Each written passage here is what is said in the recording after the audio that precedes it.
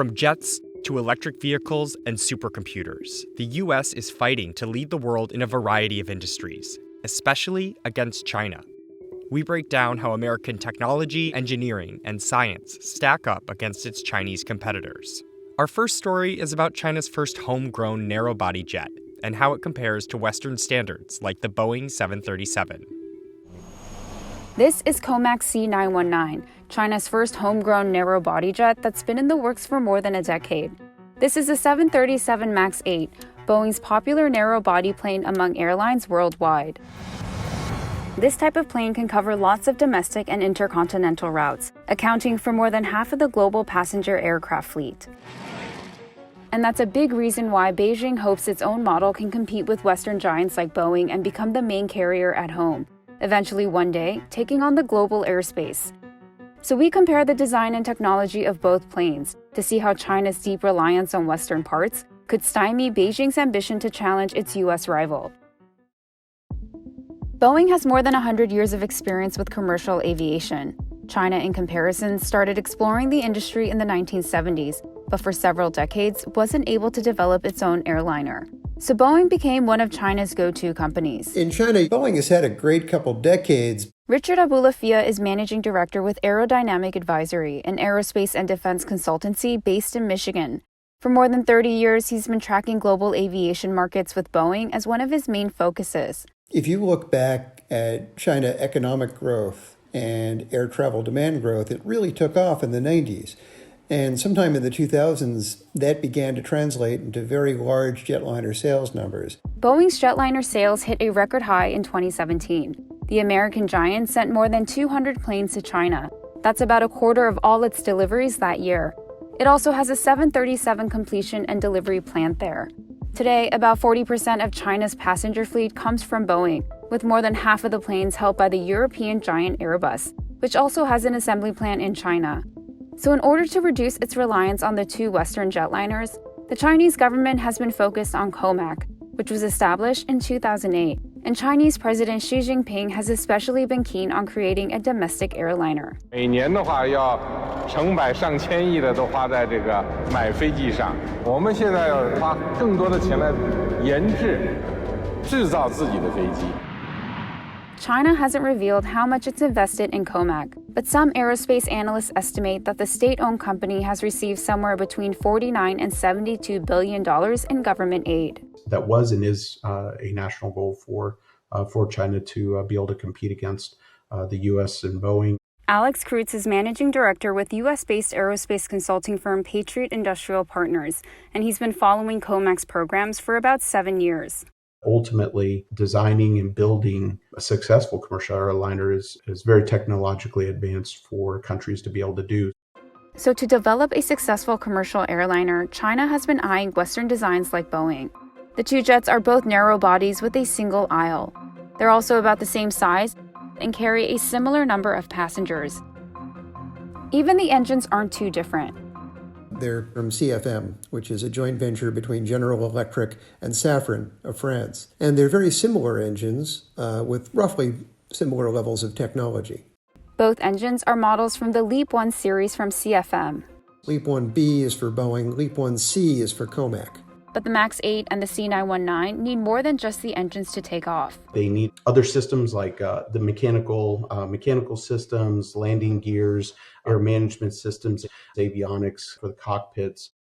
These components and their supply chains have played a big role in establishing Boeing as an industry leader over the years. With decades of experience, the American company has developed steady relationships with its partners and suppliers at home and abroad, and most of them are close allies of the U.S. It's very much an international creation. Boeing's major international partners, Japan, Britain, France, Canada, Italy, Germany, and many others. Those partnerships have helped Boeing secure some of the most advanced technologies for its aircraft, like the cockpit, which is the brain of the plane. Comac also needs a global supply chain to put the C919 together, especially from American and European companies. But aerospace analysts say some foreign suppliers have been reluctant to provide state-of-the-art components over concerns about their intellectual property. This has saddled the C919 with older technology than the 737 MAX 8 and even the Airbus 320neo. But this may not be the biggest risk to the Comac project. There's this, I guess, sword hanging over the 919, and a lot of it does come down to geopolitics. The U.S. has long accused China of seeking to steal advanced technologies for use in its military, which Beijing repeatedly denied.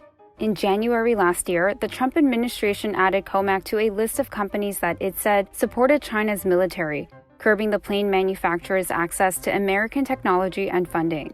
Comac was later removed when President Biden issued a new list. The Chinese company didn't respond to a request for comment about the blacklist and concerns over IP infringement, as well as whether geopolitical tensions could pose a risk to its C919 program. Even if these vulnerabilities with sourcing critical Western parts disappeared, aviation experts say Comac still has other challenges. Learning how to build it conforming, that is to say, each article is exactly the same as the previous one, that's a major challenge. That's one of the easiest places to stumble. And another stumbling block, if and when China goes global, the lack of a worldwide support system for operators to obtain C919 spare parts or receive maintenance and repairs. Have to service it, aftermarket support for the airplanes. So there's vast networks that Boeing has that Comac has to develop. For Boeing, the U.S. giant also has its own problems, especially in the Chinese market. As trade tensions broke out between the U.S. and China in 2017, Beijing froze nearly all orders and deliveries of Boeing's planes. Since early 2019, the country has also kept the 737 MAX grounded after 2 fatal crashes in Indonesia and Ethiopia.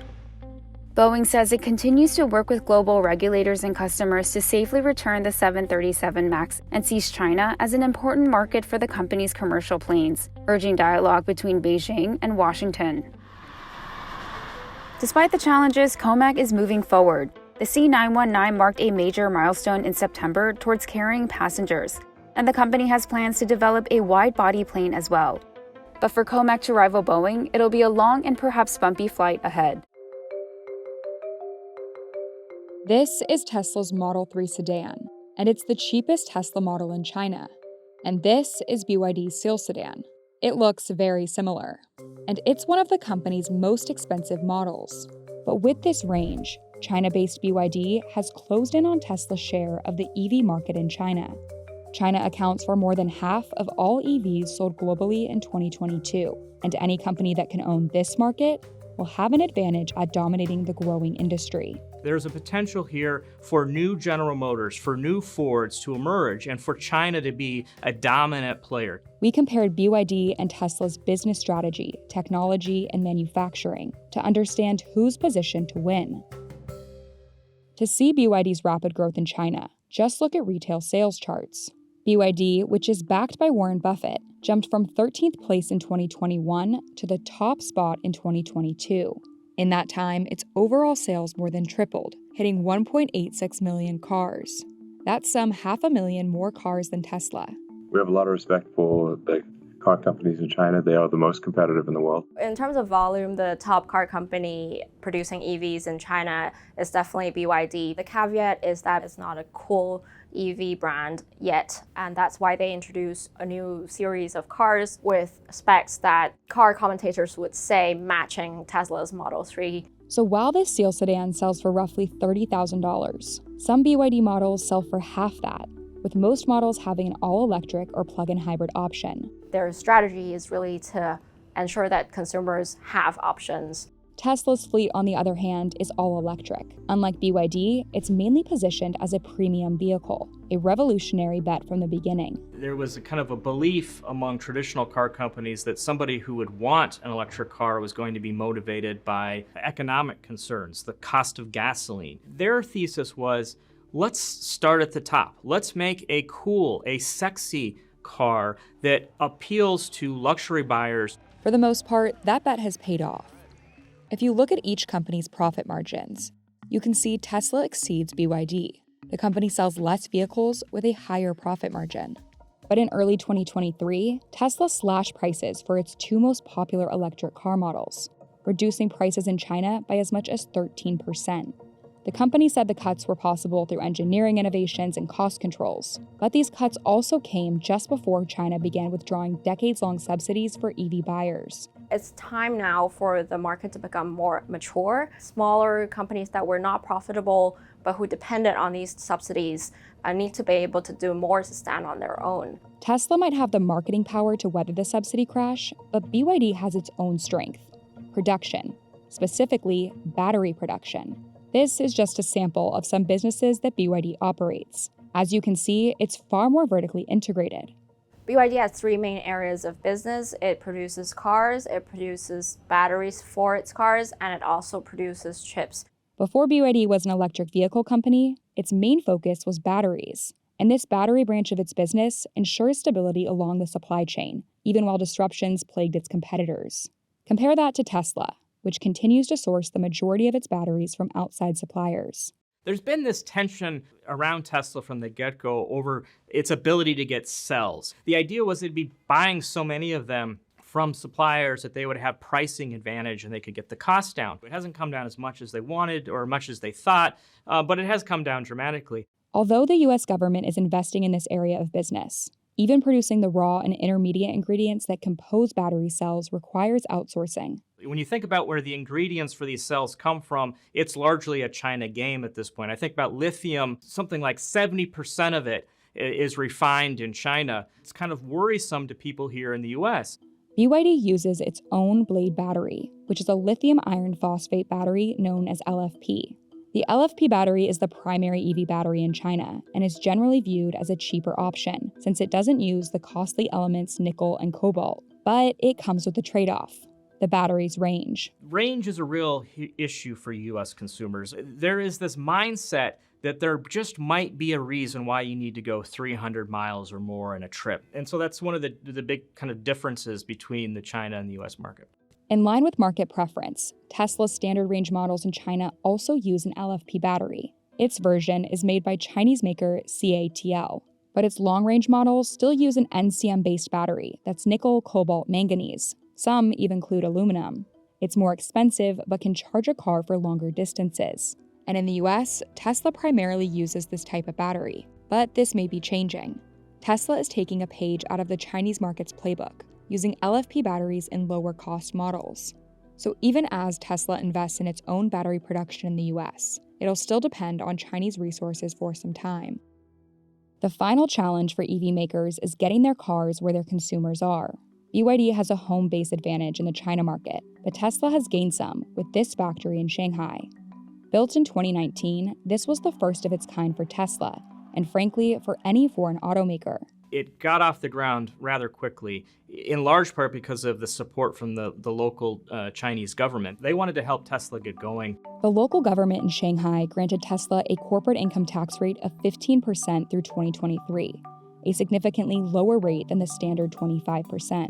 The factory deal helped slash production costs for cars sold in the country, and Tesla was also able to get out of a joint venture agreement. For years, if you were General Motors or you were Volkswagen and you wanted to build cars in China, you had to share the profit, you had to share the running of that joint venture, and Tesla didn't want to give up that kind of control. Today, Tesla sells in over 30 countries, with manufacturing plants in the US, China, and Germany. BYD, having taken over China, is just beginning its global push. Its passenger EVs are currently for sale in China and a handful of other countries. The US is not yet one of those. In part because of the US-China tensions right now, it's hard for any Chinese car company to say they're making a foray into the US market right now. It's also hard for car companies to just think about expanding into market by exporting there purely without manufacturing locally.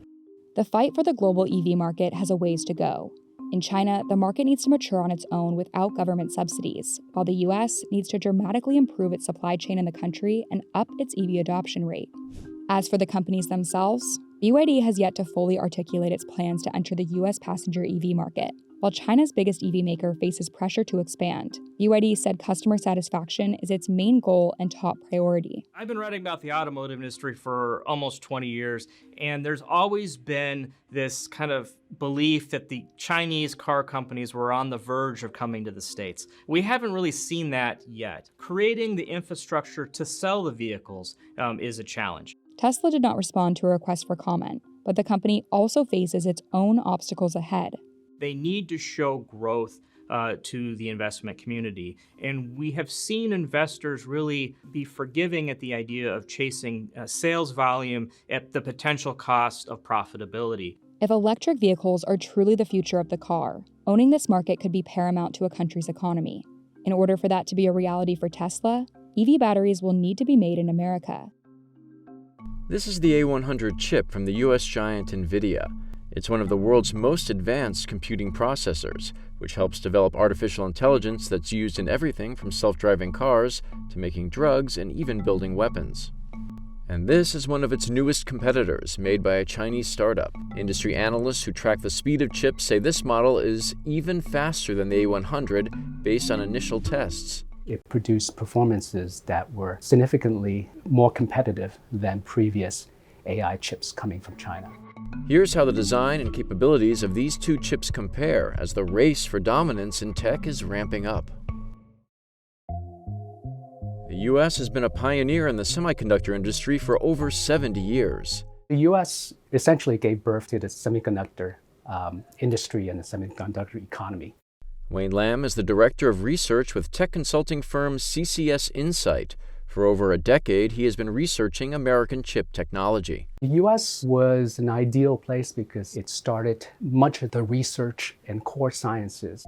In the late 1940s, American scientists invented the first transistor, the fundamental technology behind all chips. Early versions of chips fit inside computers that helped calculate projectiles and get NASA space programs off the ground. But the industry really took off in the 1960s with the rising demand for consumer goods like televisions and corporate computers. That boom also drove chip companies to spring up across Asia, with Taiwan Semiconductor Manufacturing Company now leading the industry, making more than 90% of the world's most advanced chips. Still today, the US is home to some of the world's leading chip designers, and they help power everything from our smartphones to laptops and data centers. China, on the other hand, has long been trailing the US, and for several decades it has actually relied on American companies, as well as chip makers in Taiwan and Japan. In 2021, China imported more than $430 billion worth of chips, exceeding that of oil. So Chinese President Xi Jinping has made it a top priority to change that. It's absolutely important on a strategic basis. Gregory Allen is a senior fellow at the Center for Strategic and International Studies, a think tank based in Washington, D.C. He's been following Beijing's AI and semiconductor policies for about 7 years. What they essentially wanted in the semiconductor industry was for more of the chips that were used in China to be made in China. So to become more self-reliant, Beijing promised to provide about $180 billion in state funding to support its domestic chip industry. The goal is to design chips that can be as fast as the American ones, like this AI chip from Nvidia. And this model released in August by Biren is the latest demonstration of China's progress. Like its American rival, the Biren chip is also a graphics processing unit, or GPU, and both are designed to help computers perform complex tasks faster. So what makes a chip powerful? To improve their performance, both companies are using the same type of transistor. It's the fundamental unit that basically controls the flow of electronic signals, and that allows the chips to store data or run calculations. But unlike the first transistor invented in the 1940s, the ones today are so small that they are measured in nanometers, which is a fraction of the width of a human hair. 7-nanometer transistors are now the base for both Nvidia and Biren's high-end chips. So the smaller the transistor, the more transistors you can pack into the same surface area of a silicon. The American chip is designed with more than 54 billion transistors over a plate of about 800 millimeters square, whereas the BR100 is slightly bigger, with about 77 billion transistors packed into about 1,000 square millimeters. While there are many factors that determine a chip's performance, industry experts say having a higher number of transistors can help increase the Chinese processor's speed. Biren says its chip can perform more than 1,000 trillion operations per second at its peak. Write it out, that's 15 zeros. That's about 3 times the stated speed of Nvidia's A100. But whether Biren will be able to dominate the market will require more than designing chips.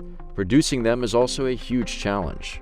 because it requires precise manufacturing to squeeze these billions of transistors onto a tiny surface. Semiconductor manufacturing is perhaps the most technologically complicated thing that the human species does. One of the most complex processes is called lithography, which blasts UV light through photomasks and prints patterns on silicon wafers, adding layers to form the transistors. You need to be precise. Some of the layers in these semiconductor transistors are only 1 atom thick. So Nvidia and Biren both look to another company for manufacturing. You may have guessed that's the Taiwan Semiconductor Manufacturing Company, the world's largest contract chip producer.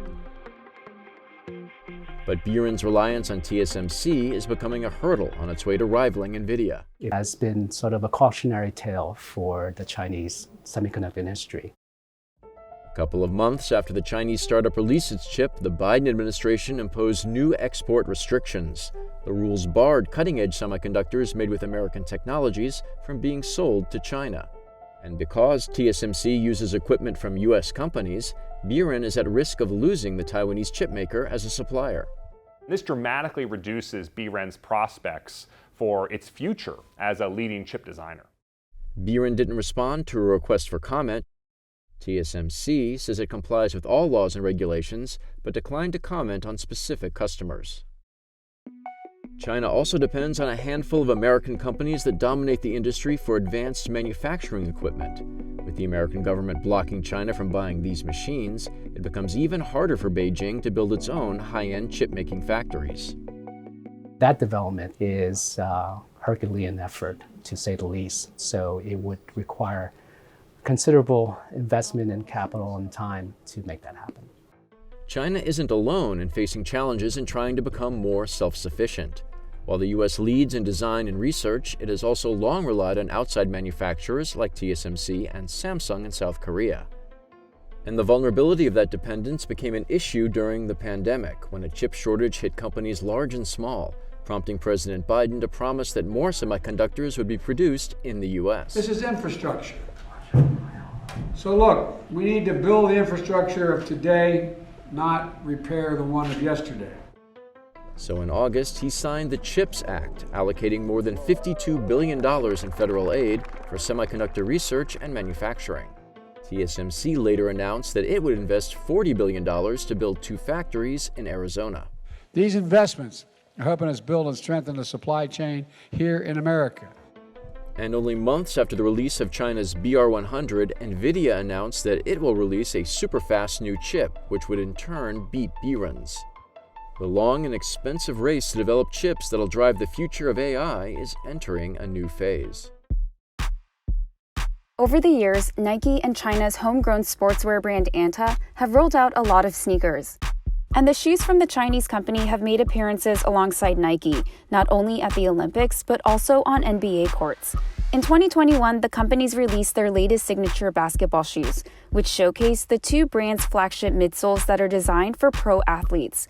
So we compare the high-performance technology from both companies to see how Anta's design is one part of its plan to go global and gain ground on the world's biggest sports brand.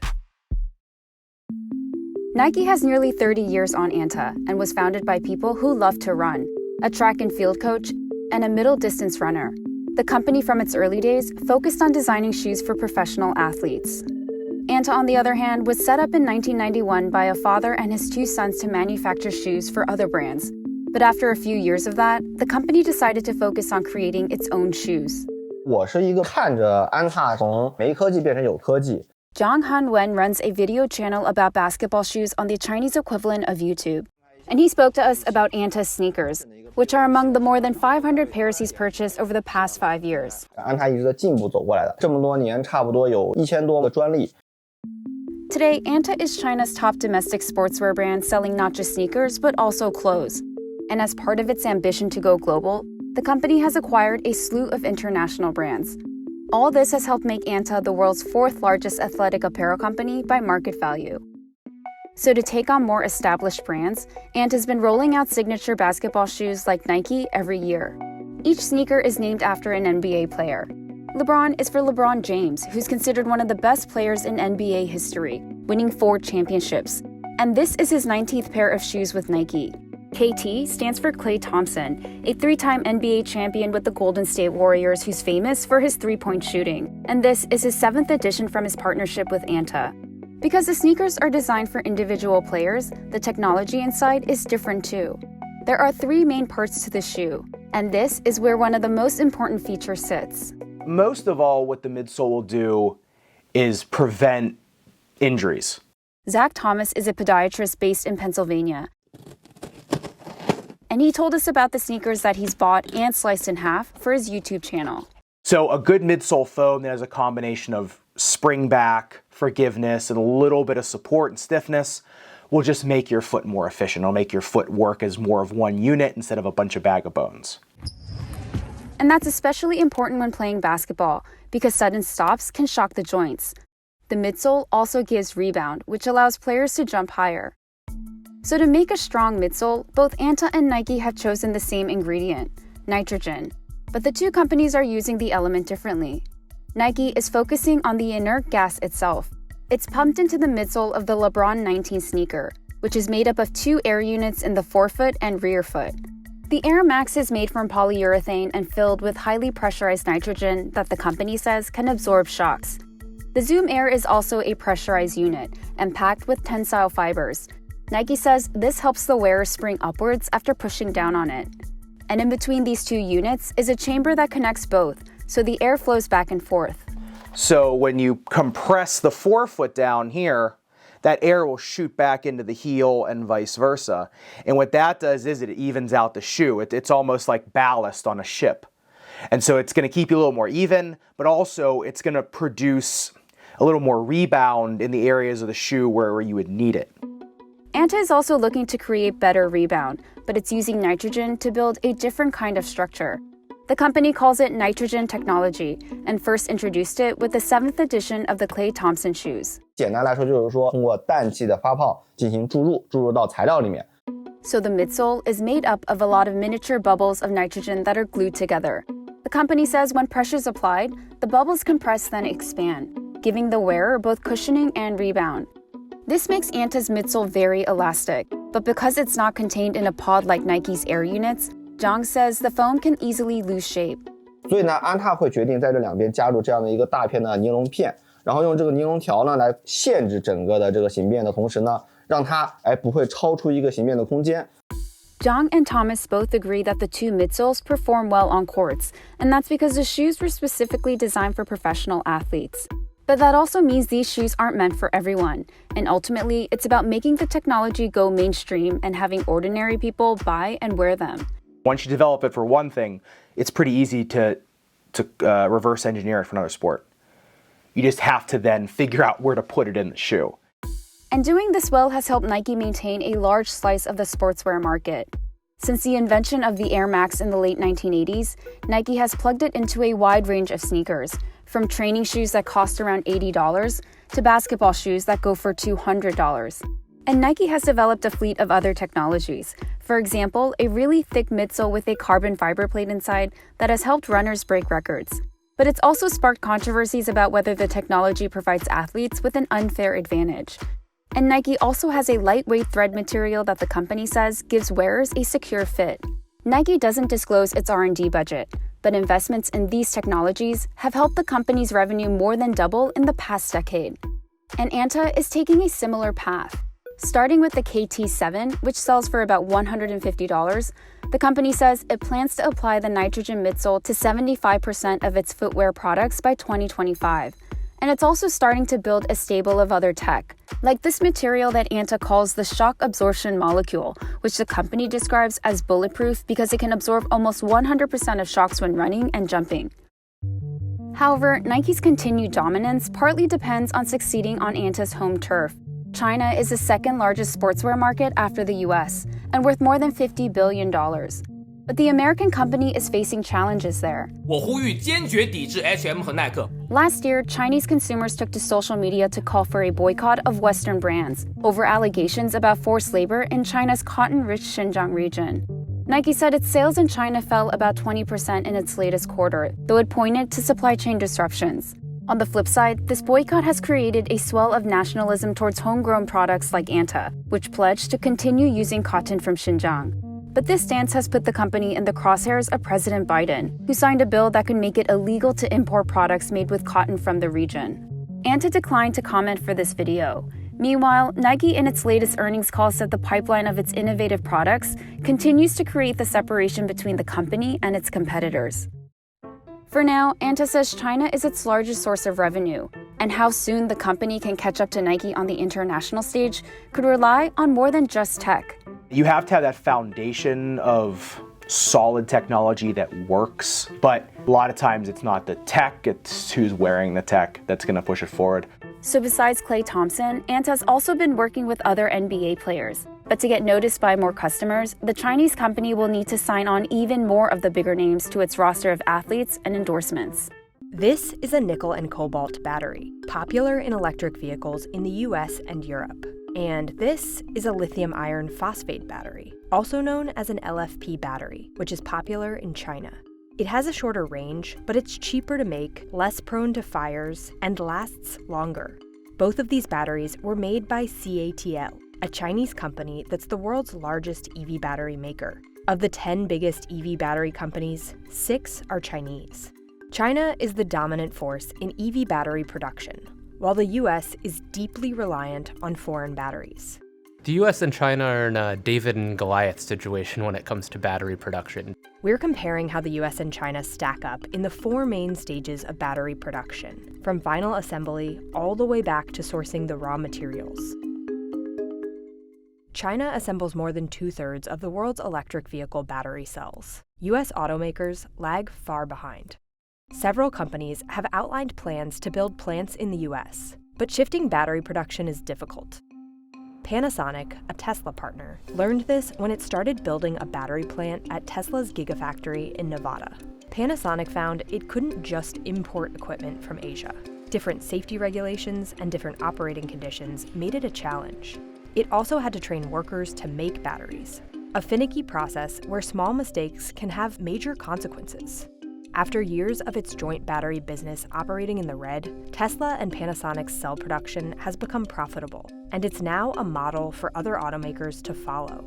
Other companies have found getting EV battery factories up and running takes longer than they expect. Toward the end of the supply chain is where the US definitely seems like it can make the most inroads and then try to work its way back to traditional mining and processing from there. It's the earlier parts of the supply chain that are more difficult. Before you can make finished battery cells, you need to build all the components that make it work: the anodes, cathodes, separators, and electrolytes. China is the global leader in producing these components. The US is far behind. You're talking about working with very specific chemicals and materials and turning them into vital products. So there's a lot of safety testing and everything has to be very carefully done. So that's another reason China having years of leadership in this space is so critical, because they have the know-how, they're able to adjust to new technologies, and they've been doing this for a really long time. Both of those together make it a really Herculean task for the US to catch up. The US government has invested billions in companies that are trying to do this domestically. But companies can need years to develop the technology and ramp up manufacturing. Automakers accustomed to slower development cycles are trying to revise battery development strategies in response to changing mineral prices and technology. For example, companies have 2 main choices when it comes to cathodes, the battery cell's most expensive component: nickel and cobalt, used widely in the US and Europe, or LFP, common in China. US companies have historically preferred nickel and cobalt batteries for their long range, but volatile mineral prices have led some automakers to turn to LFP batteries. While these batteries can't travel as far between charges, they typically last longer and have better thermal stability, meaning they're more resistant to heat. Some US automakers are particularly interested in them for entry-level vehicles. Iron phosphate is in vogue now, but companies are really investing in next generation batteries as well. Companies are always innovating and trying to change battery chemistries. That's why getting a glimpse of the supply chain now and how it might change is really challenging. Before you can make components like cathodes and anodes, you need to process and separate the raw materials that make them up. The US currently does little of this, while China is the world leader. And companies often have trouble building chemical processing facilities in the US. the bureaucracy here between local, state, and federal regulations and then rules. All of that is a messy process that will take time to work through and a lot of resources. Then you have local opposition oftentimes to these facilities if there are concerns about consuming huge amounts of water or energy or even damaging the local environment. And the last big one is just labor and supply chain issues like we've seen throughout the coronavirus pandemic. And then there's the matter of getting the raw materials. Most of the minerals in electric vehicle batteries aren't mined in the US or China. They're imported from countries like Australia, Indonesia, and Congo. China has strong relationships with these countries where it can get raw materials. The US is building new mines domestically and also building international partnerships. But both approaches have challenges. It can take up to a decade or more to get new mines up and running in the US. And raw materials are only useful once they can be processed. US companies are also trying to go to other countries and say, look, we'll develop a mine here in a country like Ghana or in Africa, and then we'll ship that material to the US to be processed. The challenge is it's a lot more difficult to do even the processing facilities in the US. In the US, it's really difficult to get new mines built and permitted because there's a lot of environmental opposition and people just generally don't like mines in their backyard. Some companies, though, are focused on an alternative source of materials. Instead of mining new materials, they're salvaging minerals from scraps and dead batteries. In the United States right now, we have some lithium, but really no nickel, no cobalt, and on the grand scheme, relative to all the lithium that we're going to need, we don't have that much. Ascend Elements is a U.S. startup focused on producing engineered EV battery materials. It currently operates a recycling facility in Georgia and is building a larger one in Kentucky that may cost up to $1.5 billion. The company says it can produce enough cathode precursor and active materials to equip 250,000 EVs per year. Recycling startups are among the more promising American battery materials suppliers, but they're far from matching the output of factories in China, the world's largest battery recycler. And they're years from contributing a meaningful amount of material to the market. The recycled materials look exactly like a cathode material made from virgin material, which is, mined material. Send it to a third-party lab or whatever, you couldn't distinguish between the two. Ascend Elements takes used batteries, discharges them, and shreds them to recover the critical components like lithium, nickel, and cobalt, while separating out materials like copper, aluminum, and plastic. They call the remaining powdery material black mass. Through this process, Ascend says it recycles up to 98% of the critical battery materials and does it with a significantly smaller carbon footprint than mining and traditional cathode manufacturing methods. It's currently focused on making nickel, manganese, cobalt cathode precursors and active materials. Recycling may not enable the U.S. to outpace Chinese production, but it could still be an important part of its domestic supply chain. The question isn't really whether the US can catch up to China. It probably can't ever catch up really at this point given how far ahead China is, but it will take many years for this to play out. A realistic goal is to just clean up the US supply chain so there is some domestic production of all these critical components. Right now, they're just basically at the mercy of China and these other countries. This is much more about security of basic supply so that battery shortages don't become a pinch point in the energy transition. This is Frontier, the U.S. supercomputer that was crowned the world's speediest this year by the Top 500 project, which ranks supercomputing systems globally. And the machine is able to do 1 quintillion calculations per second. Write it out, that's 18 zeros, and that means it's about 2 billion times faster than a typical laptop. China's Tianhe 3 didn't participate in this ranking, but some computer scientists say the machine may be as fast as Frontier. These supercomputers are utilized to solve some of the most pressing challenges that humanity and society faces. Whether it's developing more advanced spacecraft or figuring out a greener future, both countries are racing to build faster machines. So to better solve the challenges, the US has opened up Frontier to scientists around the world. And we got access to look inside it in order to compare its design with Tianhe 3 and see what it takes to build one of the world's speediest supercomputers. We want to provide this level of compute capability that has never been achieved before. Thomas Zachariah is the director of Oak Ridge National Laboratory in Tennessee, a lab sponsored by the U.S. Department of Energy. He's worked on over a dozen supercomputers in the U.S. and now leads the team that oversees the operation of Frontier. U.S. has been a leader in in supercomputing for a long, long time. Since the 1960s, U.S. supercomputers have mostly dominated the field until China joined the race. China really started dealing with high-performance computers in a serious way back in 2001. Jack Dongarra is a computer scientist based in the U.S., and he's one of the founders of the Top 500 project. He's been closely watching China since it made its debut on the list in 2001. It's quite a change over a very short period of time, roughly 20 years, going from nothing to being dominant. China hasn't revealed how much it's invested in supercomputing, but since 2006, Beijing has put it into the country's 5-year plan, which is a blueprint for China's economic development. Today, the country has more supercomputers on the top 500 list than the US. But this year, Chinese researchers didn't submit tianhe 3's results.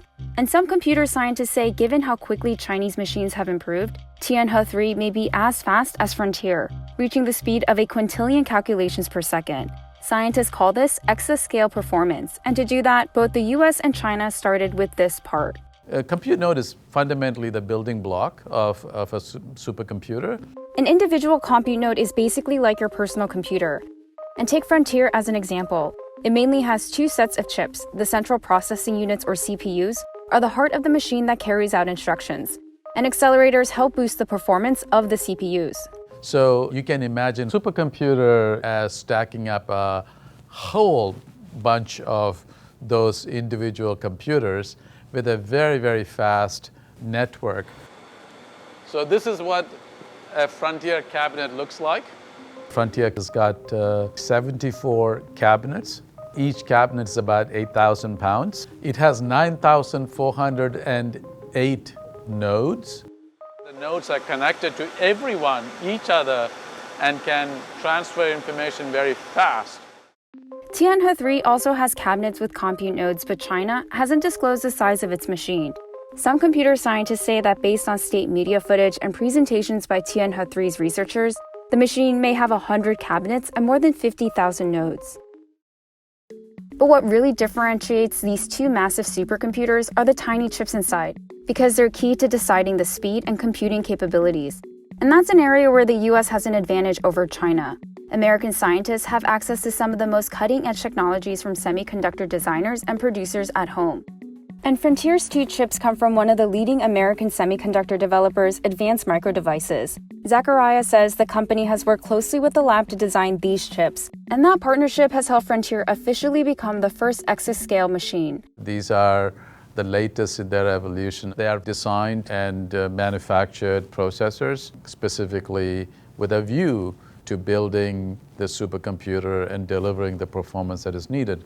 China, on the other hand, has not had a home field advantage with chips. It used to rely on American companies like Intel and Nvidia.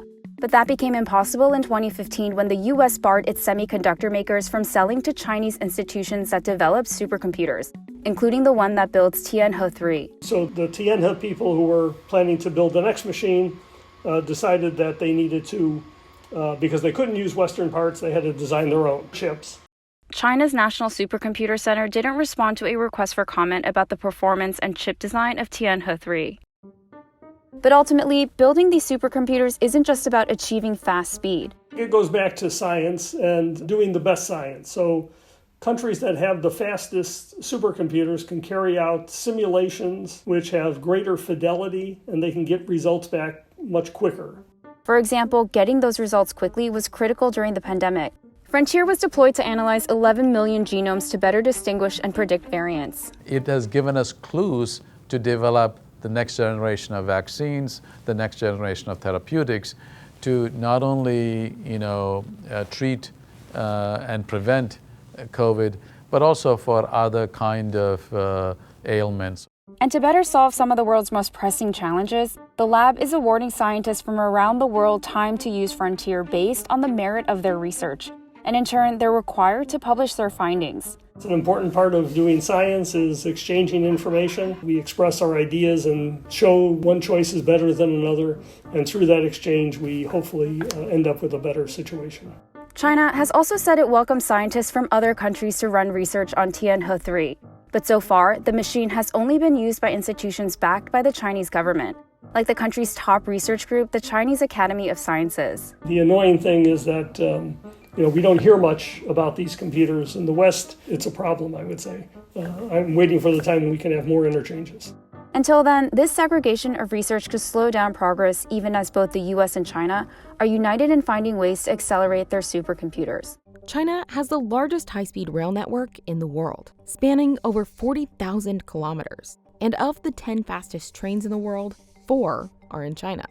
And China's busiest high-speed train, the Beijing-Shanghai Rail, runs 217 miles per hour. The US, however, tells a much different story. Its high-speed rail system spans 735 kilometers. And its fastest train, Amtrak's Acela Express, goes just 150 miles per hour, and only for a few minutes on part of the track. Since 2008, China has rapidly built up its high-speed rail network. The US, in that time, has had several high-speed rail projects shelved or delayed. Here's how the US has fallen behind China in high-speed rail technology. One key difference between the US and China has to do with the tracks the trains run on. In the case of the US, as we can see, a lot of the north-south corridors are based on hundreds of years of the old tracks. There are also tunnels and curvatures and bridges that are really old that cannot really allow the trains to run at a faster speed. These tracks were originally built for freight and passenger trains to use at the same time, so they have many points of intersections and crossings. And the Acela runs on this track. But China has tracks that are dedicated to high-speed rail. They are really required to have a more smoother curves. They needed to have a more slower gradients, and so that allowed the trains to run smoothly and safely. One of the reasons trains in America can't reach their top speeds is because of how the tracks are designed. Even though the trains are capable for Amtrak to run 186, they'll never see more than 160 miles per hour because the infrastructure is still being developed and isn't quite there yet. It comes down to curves on the tracks. Many conventional passenger trains in the US only operate 10 to 15 miles per hour faster than freight trains on the curved portion of tracks. But China built its high-speed rail on elevated tracks, traveling on what's called viaducts. So the tolerances in high speed are pretty precise, pretty tightly defined, and so the track and overhead wires need to be designed in a way to be able to allow those higher speeds. There's also a difference in where stations are located. In China, stations for high-speed rails are located in both suburban and rural areas of the country, whereas in the US, stations are primarily located in urban centers like New York City, Boston, and Washington, D.C. When you're looking to identify where a high-speed line should go, it really starts with where are the two population centers you're trying to connect. And the magic formula is really find two city pairs that have a minimum of 3 million people on either side and a distance of about 200 to 500 miles. In order to achieve a higher speed, definitely a dedicated passenger rail system is more needed. Despite the fact that the US has been slow to develop high-speed rail, railroads actually used to dominate interstate transportation. But that shifted during the mid-20th century when the interstate highway system was born. Since then, American history has been littered with high-speed rail plans that never really took off. Automobile and air travel and car travel is essentially become the major modes of travel in the US. To make that kind of behavior change, that basically needs a lot of efforts to help people understand why this is needed to have another mode, and what are the benefits of that. China's high-speed rail, however, consistently had backing from the government, investing billions of dollars, including initial partners with foreign firms.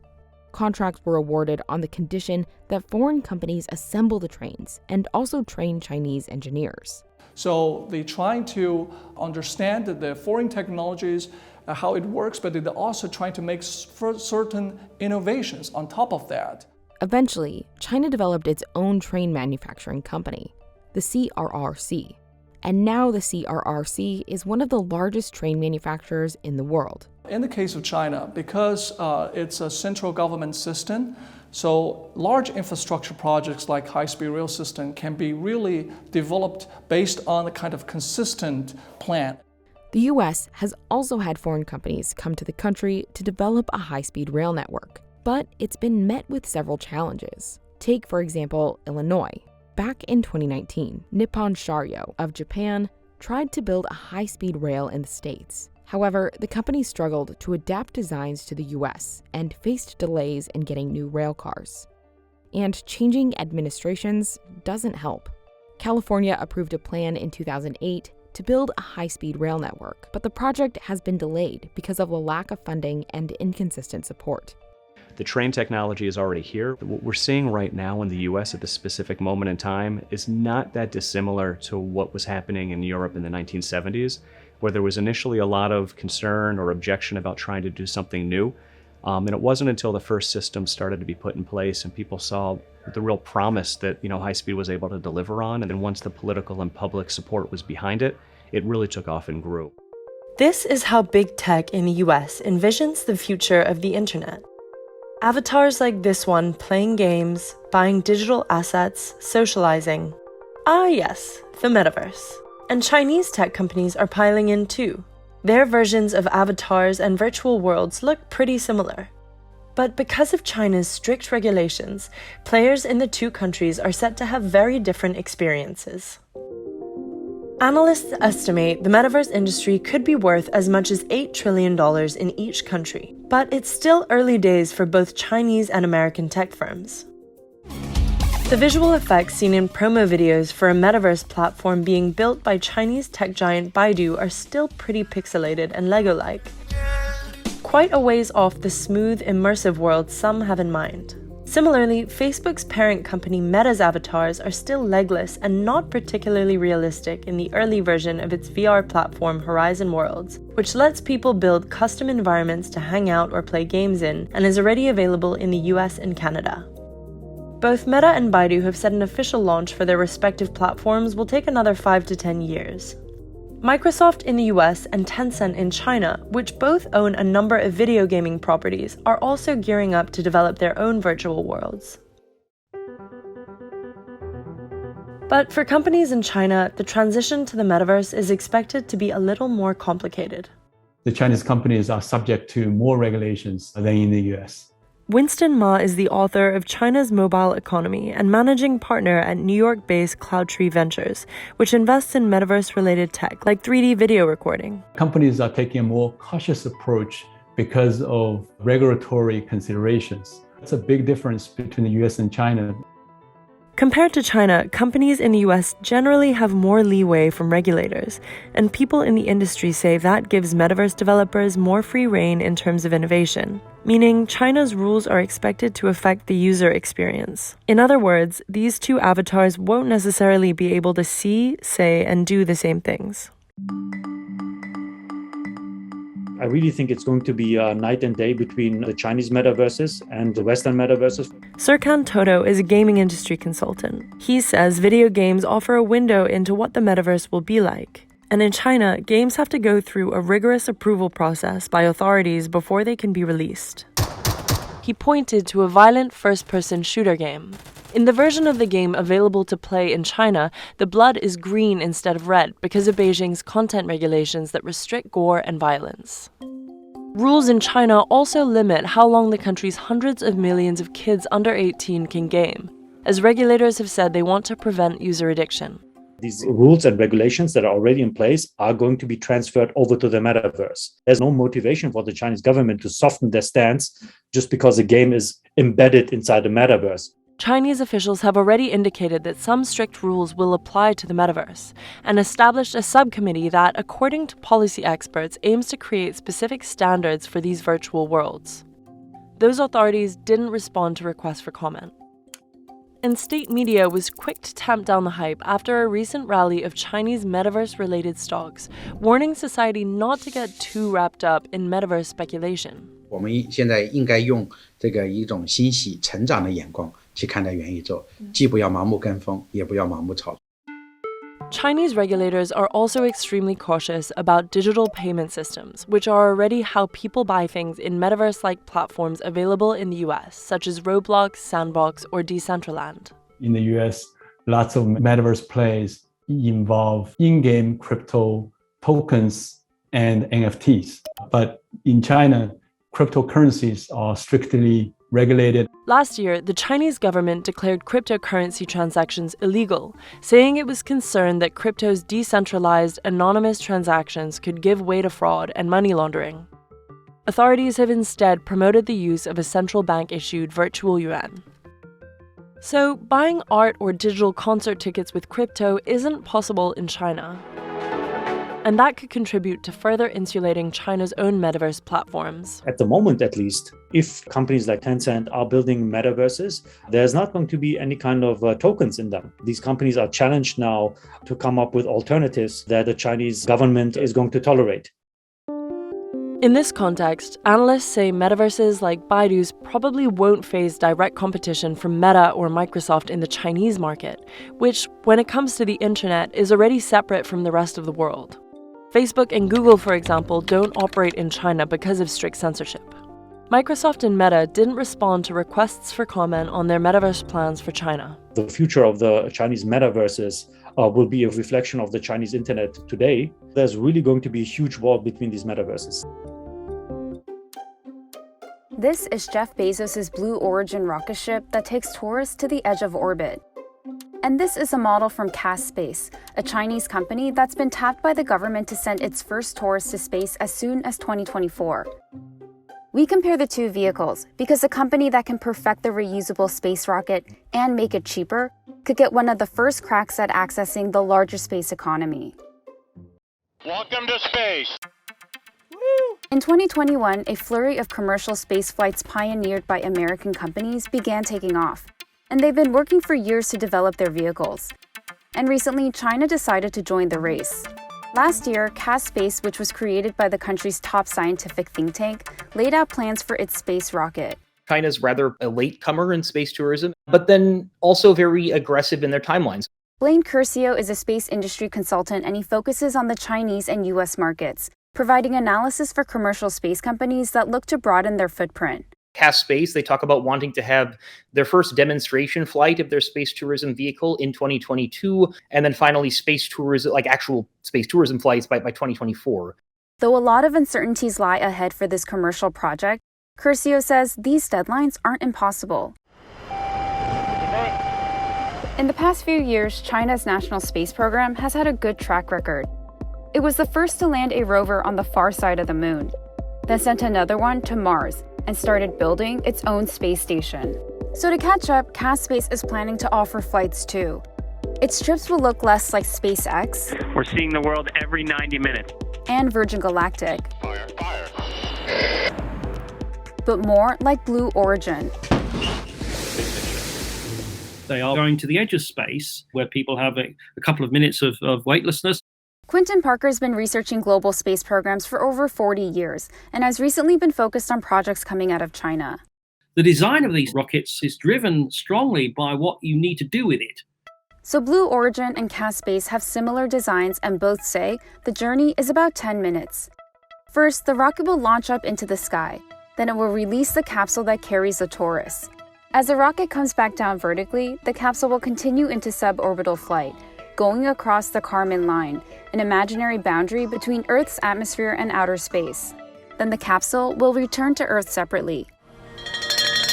Blue Origin completed 3 human flights last year, using the same vehicle for each trip. While CAS Space hasn't tested a rocket, the company says it's also designing one that will be reusable. Reusability is what drives down the costs so significantly and makes so many of these plans viable.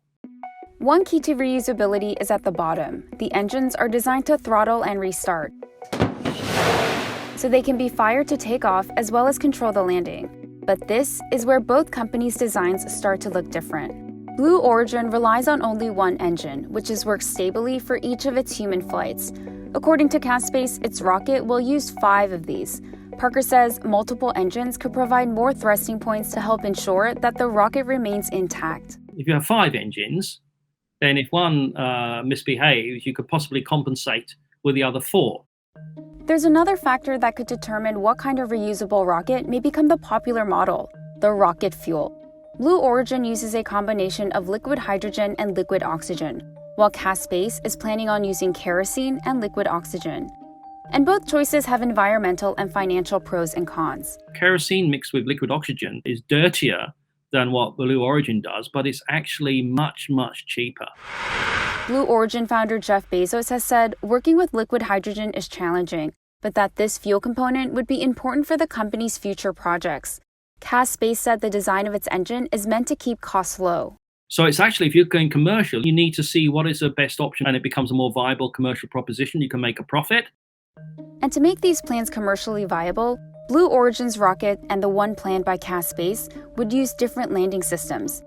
The Chinese company is designing a tower that will catch the rocket, whereas Blue Origin uses fins, drag brakes, and landing legs to help it touch down softly. Space companies are still weighing how much to invest and determining the demand for these types of trips, since reserving a seat is expensive. But mastering the reusable technology ultimately isn't only about tourism. Space tourism is a very small part of the overall space economy right now. But in terms of the technology side of things, reusable rockets are definitely a really big enabler of a lot of other things. The race for a better rocket includes launching satellites and sending crew and cargo to space stations, even one day facilitating deep space exploration to the moon or Mars. But industry experts say there's currently a launch bottleneck for some of these missions because there aren't enough rockets, and building one can take months, if not years, and cost millions or even billions of dollars. So the company that could perfect the reusable technology would not just help relieve that bottleneck, but also grab a larger slice of the growing industry. Blue Origin and Cass Space didn't respond to our request for comment. For China, these commercial possibilities could help further open up its space program, which has been strictly controlled by the government. They want commercial companies to play a bigger role in innovation. So I think that's going to be increasingly important, even for the things like, the high-level civil Chinese space program. And for US companies, these commercial possibilities may mean a closer relationship with NASA, which has already partnered with Blue Origin for its launch services. For now, the space race for tourists is just the first step. We're still waiting for the game changer in terms of propulsion technology, but reusable rockets and reusable tech are making big strides around the world and getting more efficient and more reliable and more safe. And if this game changer arrives, it'll open up the potential of a much larger future in space for both the US and China. This is the Nancy Grace Roman Survey Telescope, or Roman for short. NASA is set to launch it into space in 2027. And this is China's survey telescope Xuntian, that's set to launch a few years earlier than Roman. These two telescopes are racing to map the universe in more detail than ever before, in the hopes of solving some of science's greatest mysteries, like how a little understood force known as dark energy helped shape our universe. Potentially there's even a Nobel Prize there, right, if you figure out what dark energy is. So we unpack the technology and design behind these telescopes, because a country that can capture the best images may lead the future of astrophysics research. Space Shuttle Discovery with the Hubble Space Telescope, our window on the universe. Space telescopes are crucial tools for avoiding the light pollution and distortion that limits ground-based telescopes when they look out at space from inside the Earth's atmosphere. An American physicist first proposed space-based observatories in 1946. And then about 2 decades later, the US sent up the first operational space telescope. The Soviet Union was close behind, sending up its own first space telescopes only a few years later. Since 1990, the field has been dominated by NASA's Hubble, until the recent launch of the James Webb Space Telescope, or JWST for short.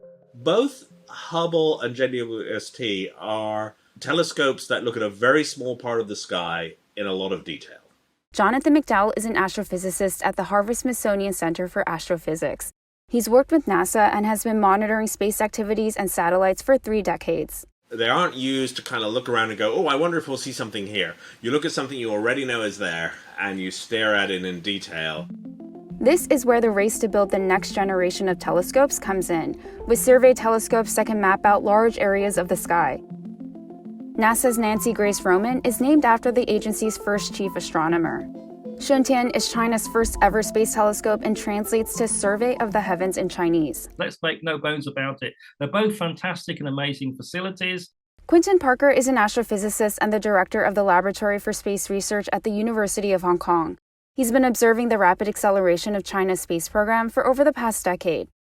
Surveys by their nature throw up incredible things. You don't know what they're going to find. Both telescopes are designed to learn more about dark energy, a mysterious pressure that scientists believe is responsible for the accelerating expansion of the universe and the galaxies inside it. That will let us understand how our galaxy evolved, how the chemical elements in our galaxy evolved, how we got here. But there are currently no telescopes that can detect dark energy, even though scientists say it makes up around 70% of the total energy of the universe. So the goal is for scientists to use Xuntian and Roman to uncover dark energy's secrets. We're not collecting signatures from dark energy directly. We're looking at the way that its interaction with things that we can measure. So US and Chinese researchers are racing to build telescopes that can answer the same question, but each with a different design. One difference is in the telescope's mirrors. So if you throw a certain amount of light at the telescope, right, some fraction of it is reflected by the mirror, and some fraction of that is captured by the camera. Roman's mirror is larger than Xuntian's, which means it will be able to capture more light, giving the final image more detail. But even though Xuntian's mirror is smaller in diameter, it has a field of view that's more than 3 times wider. This means it'll be able to image more of the sky over the course of its mission than Roman. While Xuntian may have an edge on image size, the quality depends on another important part of the telescope, the sensor module. The sensor reads and processes the light captured by the mirror and sends back information to Earth for scientists to turn into amazing images, like these ones from the James Webb Telescope. So having a less powerful sensor can create problems for the images that are produced. You're likely to get images with more artifacts in them, with more noise, with less sensitivity. It can't see quite as faint stars, things like that. McDowell says NASA's 6 decades of experience creating sensors that work under the extreme conditions of space give it an advantage over China's younger space agency. The challenge for China is, can they match the sort of semiconductor technology aspects of NASA's cameras? By having more experience with telescopes, NASA can also be more ambitious about how far it sends Roman. The telescope will orbit the Sun from a distance of about 1 million miles from Earth. That means Roman will be able to operate without constant changes in light and temperature, and NASA says that allows the telescope to collect data constantly. Xuntian, on the other hand, will stay close to the Earth and therefore be regularly blocked as it orbits, limiting the amount of time it can spend collecting data. But being that far away also means Roman can't be repaired if anything goes wrong. Xuntian will be near the Chinese space station, giving scientists on board access to the telescope if needed. You can actually, not only can you repair it if it gets damaged or if the solar panels gets damaged or if something goes wrong, you can upgrade it. You can replace the camera, you can put on new filters, new instrumentation, give it a new lease of life, keep it going for longer. However, what could be the most important advantage is Xuntian's launch date. China's space agency says it's going up in 2023, giving it about a 4-year head start on Roman. They may steal some of the thunder from what the Roman telescope would have done. NASA said in a statement that Xuntian's observations will complement its mission, and Roman has unique capabilities for the study of dark energy. China's Space Administration didn't respond to a request for comment on Xuntian's launch schedule and design. Scientists say both telescopes will play a significant role in learning more about the origins of the universe. There's a lot of international recognition if you start to elucidate what's going on in the early universe. But only one country can lay claim to being the first to make the biggest discoveries in astrophysics.